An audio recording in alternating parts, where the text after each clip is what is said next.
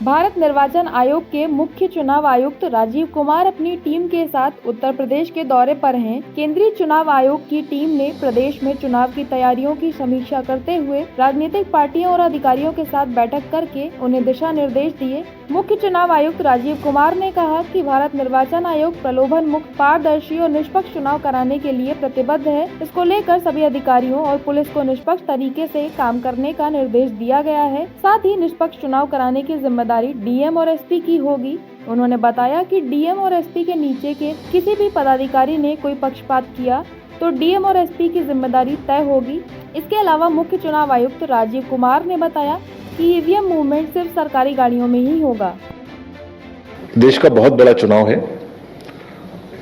960 million यानी 96 करोड़ मतदाता, करीब 12 लाख मतदान केंद्र और करीब 1.5 करोड़ लोग जो हमारे साथ इसमें मतदान कराने में जुड़ते हैं।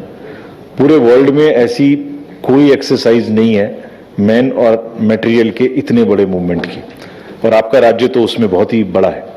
हम इसको बहुत निष्पक्ष तरीके से, बहुत शांतिपूर्ण तरीके से और बिना हिंसा के, बिना प्रलोभन के कराने के लिए पूरी तरीके से दृढ़ संकल्प है और तैयार है। पूरी भी तैयारी हमारी तैयार है। हम सर एसपीज को बहुत सख्त हिदायत दी गई है कि उन्हें लेवल प्लेइंग फील्ड एस्टेब्लिश करनी ही करनी है, इसका कोई विकल्प नहीं है।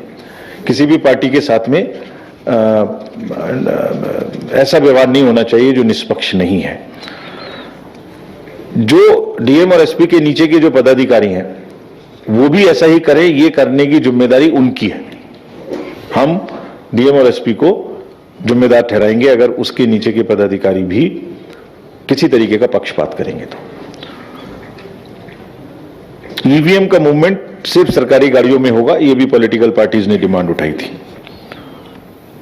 सभी वोटर्स को समय से पहले 4, 5, 6, 7 दिन पहले वोटर इंफॉर्मेशन स्लिप्स डिस्ट्रीब्यूट की जाएंगे। ये भी एक रिक्वेस्ट करने का तरीका है कि आपका नंबर ये है और आप आइए, और जो उसको ना मिले, सबको मिलेगी वैसे तो, जिसको ना मिले वो हमारे नो योर वोटर हेल्पलाइन पर देख भी सकते हैं। बूथ्स को बहुत अच्छे तरीके से तैयारी करने के लिए कहा गया है, खासतौर से उन बूथ्स को जहां पर एक ही लोकेशन पर 5, 7, 10 से ज्यादा बूथ्स हैं। सभी जो ये भी मांग थी, जब वोटिंग खत्म हो जाएगी तो फॉर्म 17C में कितने वोट पड़े इसकी निश्चित रूप से सभी एजेंट्स को कॉपी दी जाएगी। ये भी एक उनकी मांग थी। दूसरी मांग ये भी थी कि जब काउंटिंग हो तो हर राउंड के बाद उनके पोलिंग एजेंट से हस्ताक्षर कराए जाए, ये भी निश्चित किया जाएगा। ये भी इंस्ट्रक्शंस सबको दी जा रही हैं। एक ये भी मांग थी कि पोस्टल बैलेट्स की गिनती पहले की जाए, ये मांग को भी माना गया है। ये भी पहले ईवीएम से पहले उनकी काउंटिंग पहले शुरू की जाएगी। इस बार जितने कर्मचारी पोलिंग ड्यूटी में लगेंगे वो सबको वोट डालने की सुविधा पोस्टल बैलेट से फैसिलिटेशन सेंटर में दी जाएगी। ये भी एक इस बार की नई चीज है। फर्जी खबरों का एक बहुत बड़ा कारोबार चलता है चुनाव के समय में, या अदरवाइज भी आजकल चल रहा है। इस पर सभी डिस्ट्रिक्ट्स को निर्देश दिए गए कि सख्त कार्रवाई की जाए। सख्त से मतलब क्या है? अगर अफवाहें उड़ाकर माहौल को खराब करने की कोशिश करेंगे तो एक डेजिग्नेशन कर दिया गया है, एक सेक्शन 79 है आईटी एक्ट की, उसके अंतर्गत एक नोडल ऑफिसर अपॉइंट हो गए। इस राज्य में भी, सब राज्यों में अपॉइंट कराए जा रहे हैं।